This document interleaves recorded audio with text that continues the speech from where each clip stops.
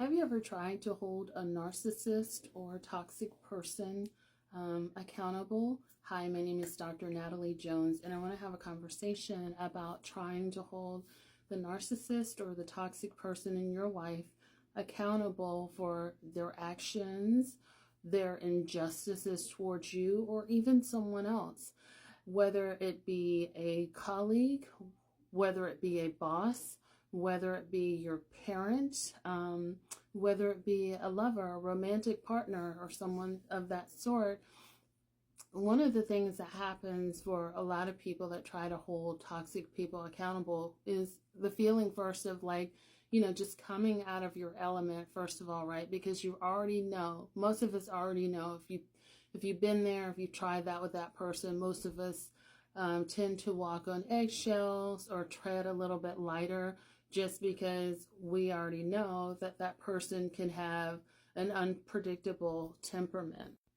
And then usually, again, in spite of all that, it usually takes a lot for us to work our way up to any sort of confrontation. And our confrontation, typically with a person that has an explosive or unpredictable personality, usually the confronting person isn't usually like over the top, isn't extra. They're usually coming from a calm, rational place, and you're trying to have a calm, rational conversation and say, hey, that's not okay. I don't agree with that. Or, what were you thinking when you did that? That type of stuff.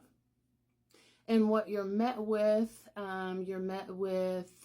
explosiveness, you're met with anger, you're met with rage, you're met with how dare you. A lot of us would be even met with like vitriol, and it could go on. People can then take it below the belt and cut to the white meat and point out a time when maybe you weren't the best version of yourself, or turn the argument around on you and blame you for it entirely. You just never know what you're going to get. But one thing's for sure, they're definitely going to blow up. They're not going to be able to have a rational conversation. Or if they do have a rational conversation at the outset, what happens on the inside is that they're stewing, maybe, and looking for the opportunity, or just sort of keeping it in their back pocket for a later date to retaliate against you, or somehow weaponize against the disrespect that they perceived coming from you. And so how can you handle this? And there really is no easy way. There's no right way, there's no wrong way per se to handle conflict with a narcissistic person, or a person that's extremely abusive and chaotic. Because number one, like I go back and said, earlier, is that when you try to have a conversation with them, one, they're not rational. So rational means that they're able to talk back and forth, that they can allow themselves to see the perspective of where someone else is coming from. They can put themselves in someone else's shoes. They're willing to listen. They're willing to accept feedback.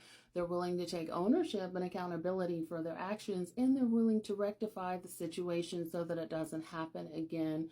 They can acknowledge your feelings and, make space for all of that. And most of the time, narcissistic people are not willing to do that. And if they are, you have to wonder about what the hidden agenda behind that is. And so, I think when you go into confrontations like this, you have to, one, expect, don't be invested in the outcome, meaning that don't be hoping for this person to have an epiphany, to be able to, again, have a rational conversation with you, to get it, to never do it again, to understand your feelings and be more compassionate and blah, blah, blah. Don't expect that, because you will be sorely disappointed. I think whenever you go into a conflict, you have to understand that you can't be invested in the outcome, but you can go in there with an idea of what the point is that you want to get across, right? So the point that you may want to get across was that you disrespected me. I don't like that, and that can never happen again, right? And you could sort of just say, that's my goal for this particular conversation, is like, that's all I want to say.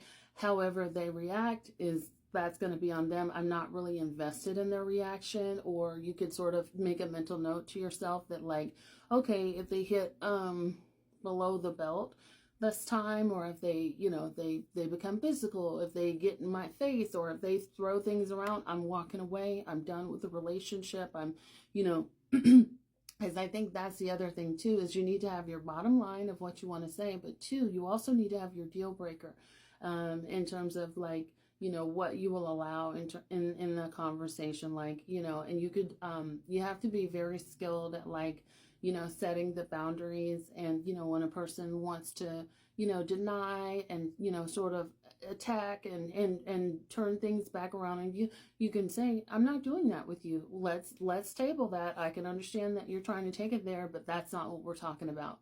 We're talking about X, Y, and Z, and I'd really like for us to keep that conversation focused there. If the person that you are talking to crashes out, because sometimes they could just crash out, they could just sort of spontaneously combust, start yelling, screaming, you could be like, you know what, I'm not going to listen to this. You can hang up, you can disconnect, you can walk away, whatever. And that could be sort of what you make. That could sort of be your strategy for your own self. Other times people can just, F you and like hang up and never speak to you again, or like or walk away and be like, I'm done with you. I never want to speak to you.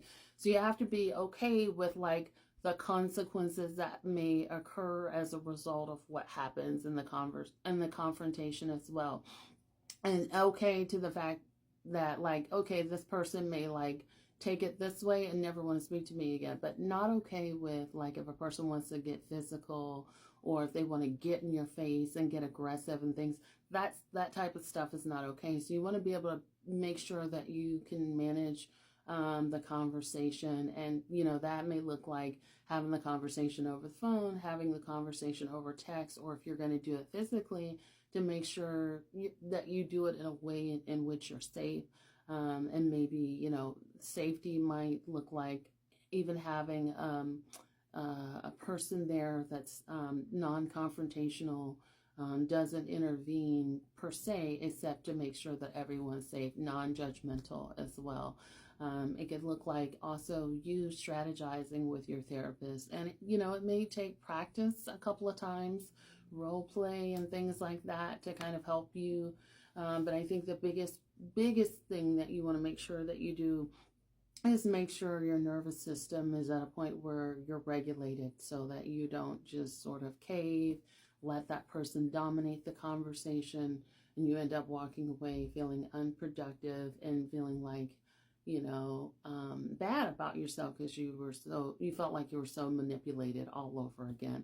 So I think that's one of the things that you want to take away from that. But I think also you have to be intentional about and committed to whatever change you're trying to make, but you also need to be realistic about the type of person that you're dealing with, and understand that if they are narcissistic, if they do have those strong personality traits, it's a good chance that they may not change, or even if they do change, it's not going to be in a way where they're just this overly compassionate person.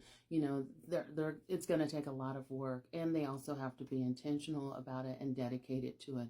And if you're not seeing any signs of that, or a person showing interest in that, then I think you have your answer there. I hope that's helpful. Thanks, and have a great day.